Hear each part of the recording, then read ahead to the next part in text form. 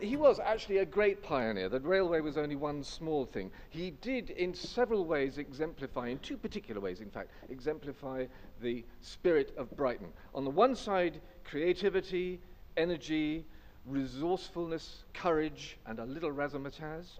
And on the other side, loyalty to his town and to his family.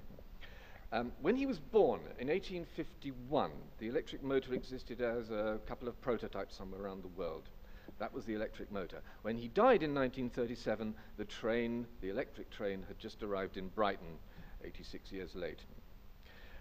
Magnus was one of the creative geniuses who helped to develop that electric train from an impossible dream to everyday transport.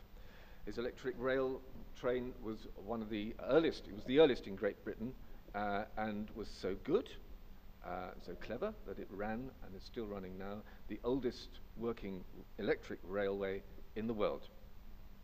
But it wasn't just railways, I've discovered. He did a lot more than that. He was a pioneer in so many other fields. He was built to go beyond, to think the unthinkable, to see a little bit further, and then to go and build it. When electric lighting just became feasible, it arrived in London. Almost immediately afterwards, it arrived down in Brighton, and it was Magnus Volk that made it happen. He had the Brighton Pavilion illuminated. When phones were being pioneered in America, he'd already built one up in Stanford Road. He trailed a wire across the road to the other side to his partner's house.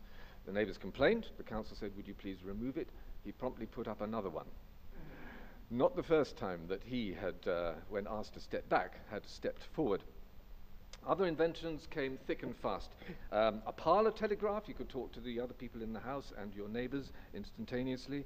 A Morse code printer, military research. He invented the removable magazines for rifles. A device for turning the sheets on music on the piano.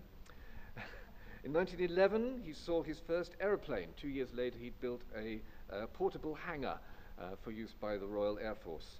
During the First World War, he worked on the earliest use of X-rays in the hospital that was down here. He built an electric car 150 years ago.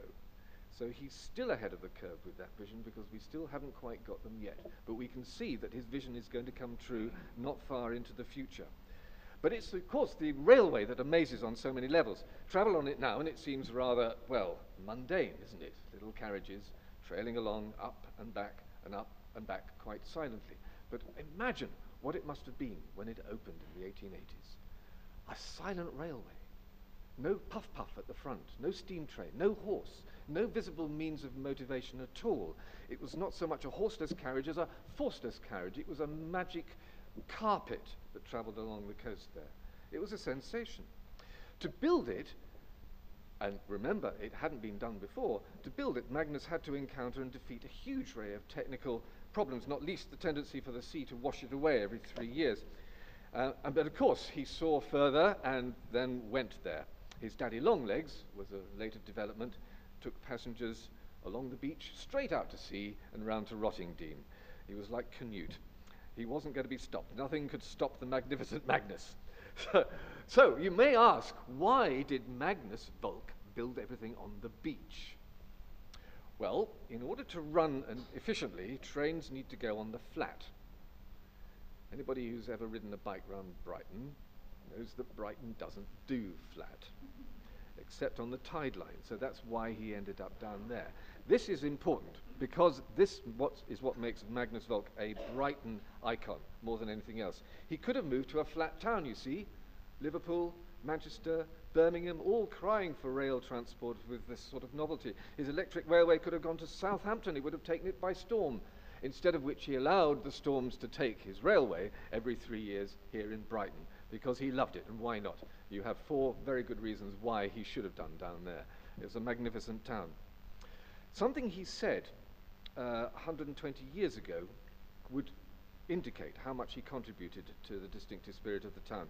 He said, so contemporary, if a new band or a new singer is to be heard, or a new picture to be seen, anything new in locomotion or in science, it shall be first in Brighton. It is useless to sit down and say times are bad. We must have our share, and this can be done by working hard for it. No other way. That's the voice of today that's spoken 120 years ago. This is a town which celebrates creativity, imagination, and the thinking the unthinkable, while the rest of the country is tussling between the red of Labour, the blue of the Conservatives, and the yellow of somebody else. We're going gently green here, aren't we? And just a little bit pink. So that's what we need to do. We need to think the unthinkable. He did it consistently all his life. Every time you go into the centre of town, past the clock tower, salute the ball on the top. He erected that there as a time signal for the folk. The vote is very simple, ladies and gentlemen. Vote for Volk. Thank you.